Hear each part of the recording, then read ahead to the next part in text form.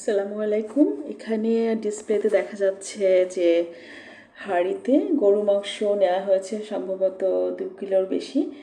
আর মাংসের সাথে সব ধরনের গরম মশলা, আদা রসুনের পেস্ট, রেড চিলি পাউডার মানে মরিচের গুঁড়া, হলুদের গুঁড়া মনে হয় দেয়নি, ধনিয়ার গুঁড়া, জিরার গুঁড়া, তারপর হচ্ছে কাশ্মীরি মরিচের গুঁড়া সব একসাথে মেশানো হয়েছে।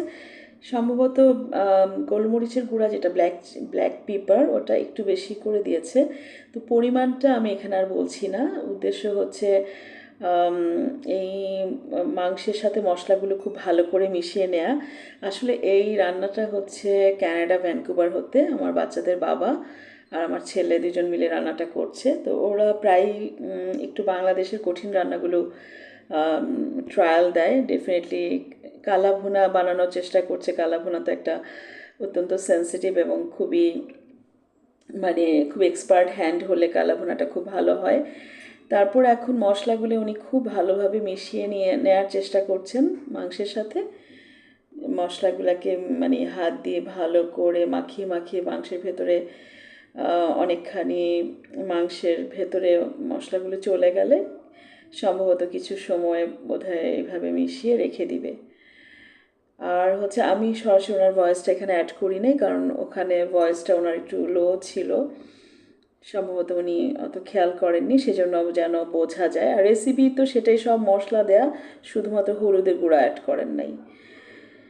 হ্যাঁ, 25 মিনিটের মতো আমরা এটাকে রান্না করেছি। এখন আমি অ্যাড করেছি যে জায়ফল দেখা যাচ্ছে, তারপর হচ্ছে আধা চা চামচ গোলমরিচের গুঁড়া, আধা চা চামচ জিরার গুঁড়া, জায়ত্রী আর জায়ফল দিয়েছি অল্প পরিমাণে আর কি। তারপর এটাকে এখন নেড়ে দিচ্ছি। এটা এখনকার অবস্থা হচ্ছে এরকম। তারপর আমরা নেক্সট স্টেপে যাব। এটাকে এখন উল্টে দিচ্ছি, মানে পুরোটা মিক্স করে দিচ্ছি, দেখা যাক কী অবস্থা।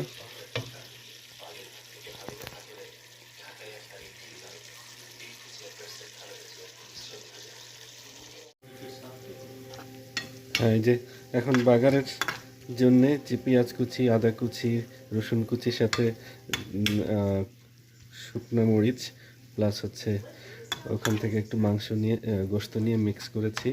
ওটা এখন একটু হালকা ভেজে আমাদের মেইন যে মাংস রান্না ওর মধ্যে আমরা ঢেলে দিচ্ছি। এই যে আমাদের রান্না চলছে, এই পর্যায়ে আমি আবার একটু বেরেস্তা অ্যাড করে দিচ্ছি।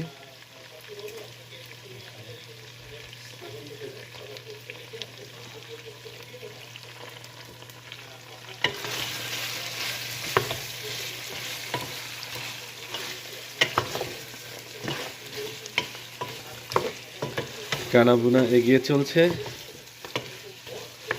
একটার পর একটা আমরা অ্যাড করে চলেছি। তারপর নেক্সট স্টেপও আমরা আরও কিছু অ্যাড করব, সেটা হচ্ছে আবার পেঁয়াজ কুচি আর একটু গরম মশলা।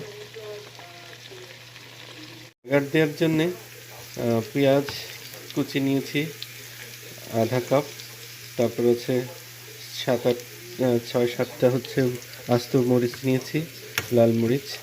এখানে রসুন কুচি দিয়েছি, আদা কুচি দিয়েছি। এগুলো এখন বাগার দেওয়ার জন্য আমরা ভাজতেছি। আচ্ছা, পেঁয়াজটা ব্রাউন হয়ে আসলে আমরা একটু ওই রান্নার যে মাংস আগে যেটা প্রিপেয়ার করা হয়েছে ওখান থেকে একটু মিক্স করে তারপরে পুরোটাই ওটার মধ্যে ঢেলে দিব। এরপরেরটা পরে আবার আমরা অ্যাড করবো ইনশাআল্লাহ। সম্মানিত দর্শক, এখন আমাদের এই যে কালাভুনার এখন শেষ অবস্থা, এটা আমাদের অলমোস্ট শেষ হয়ে গেছে। এই হচ্ছে কালাভুনা।